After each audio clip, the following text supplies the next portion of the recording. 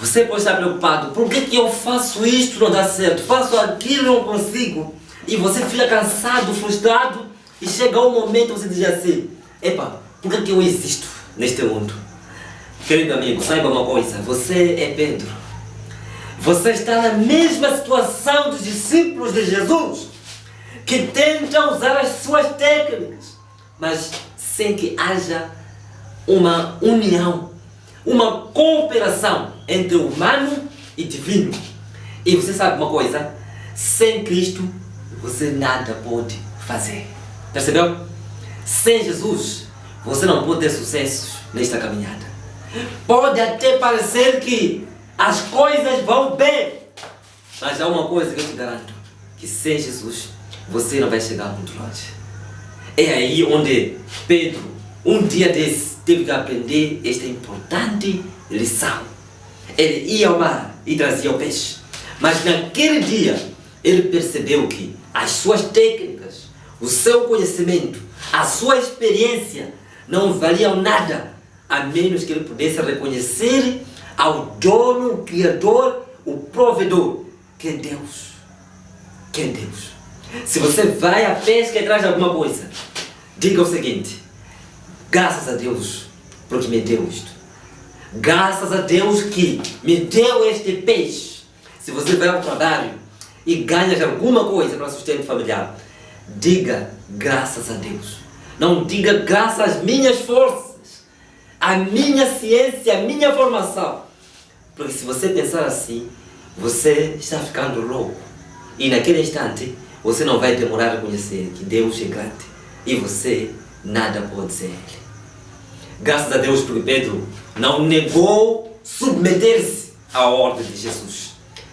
Ele reconheceu que Jesus é mestre e ele submeteu-se. E assim, no verso 6, no capítulo 5 de Lucas, nos dá uma informação clara de que apanharam uma quantidade de peixe, tal que a rede parecia rasgar-se. Percebeu? A rede rasgava-se por causa da imensa quantidade de peixe. E agora a pergunta é: valeu a pena ou não cooperar com Jesus? Pedro ficou em pânico. Quem é este homem? Como é possível se, de acordo com a ciência da pesca, de dia a água era tão limpa que a rede era visível aos peixes? Que peixe entraria na rede a ver a rede?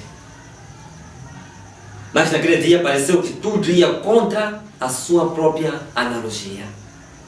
Não demora muito pensando na sua lógica.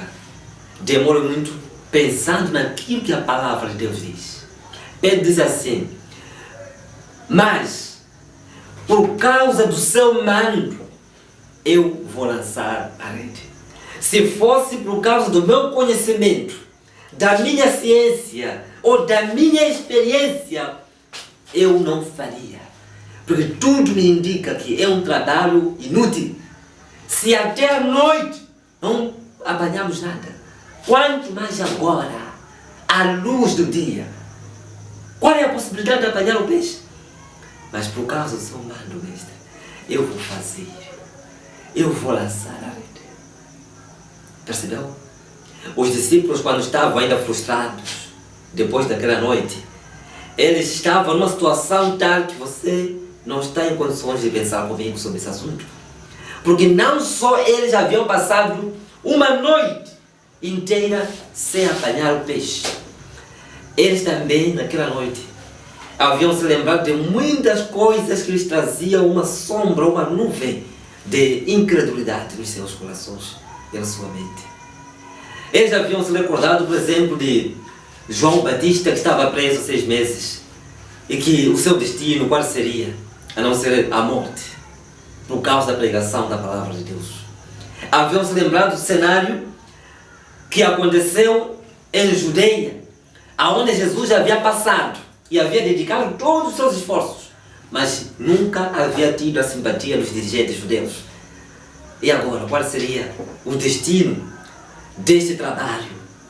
Qual seria a vantagem de andar com Jesus?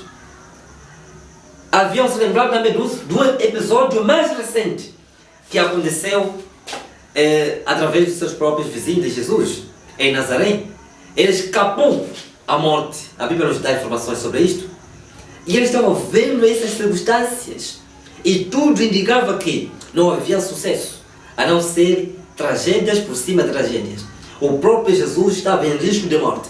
Qual seria então a esperança da sua sobrevivência? Você sabe muito bem. Pedro, por exemplo, ele tinha uma família, deixou a pesca para seguir a Jesus. O pensamento naquele tempo era de que Jesus, se ficar rei dos judeus, então nós vamos ficar ministros, vamos ficar dirigentes. Só que se ele não fica rei, morre, qual será então a nossa situação? Tudo isso trazia uma sombra, uma nuvem sobre a mente dos seguidores de Jesus, na pessoa de Pedro. E agora, querido, é provável que Pedro pudesse pensar nessa situação como pensou, por exemplo, Jacó. No capítulo 42, versos 36 de Gênesis, a situação angustiante que passou Jacó fez-lhe chegar a uma certa expressão que é muito importante para analisar neste momento. Diz o seguinte, o capítulo 42 de Gênesis, versos 36. Então lhes disse Jacó, seu pai, tendes-me privado de filhos. José já não existe, Simeão não está aqui, e ides levar a Benjamim? Todas estas coisas me sobrevêm. Sabe o que significa isso? Ele está dizendo o seguinte, eu amava muito a José, e agora José já desapareceu. José havia sido vendido como escravo no Egito. E agora, também Benjamim, que era da mesma mãe com José, era muito amado. A este também tomaram. Aonde eu terei que repousar de todas essas circunstâncias difíceis? Percebeu? Estou falando agora para alguém que perdeu o emprego. Estou falando para uma pessoa que o filho morreu. Estou falando para uma mulher que está quase divorciada, o seu marido está retraindo. Estou falando para um homem que a sua esposa é infiel nesse laço conjugal. Qual é a sua situação? Jacó disse o seguinte, estas coisas todas me sobrevêm. Em outras palavras, tudo isto eu sofro. Por quê? Há casos em que você chega a uma conclusão que Deus não está comigo. Se Ele estivesse comigo, teria sucesso, teria o peixe durante a noite, teria o pão no meu trabalho. E agora, por que faço isto e não dá certo? Tento aqui, não apanho nada, bato a porta fechada, olho para aqui, há nuvens. Aonde eu vou? Qual é a minha situação? Aonde eu poderei encontrar a esperança? Essa situação pode ser a sua situação. É a situação de Jacó no Antigo Testamento. É a situação dos discípulos de Jesus na pessoa de Pedro, ao pescar toda a noite e não apanhar nem sequer um peixe. Mas em tudo isso existe uma mão invisível, existe uma voz mansa que você precisa ouvir e seguir. É a voz de Deus, é a voz de Jesus.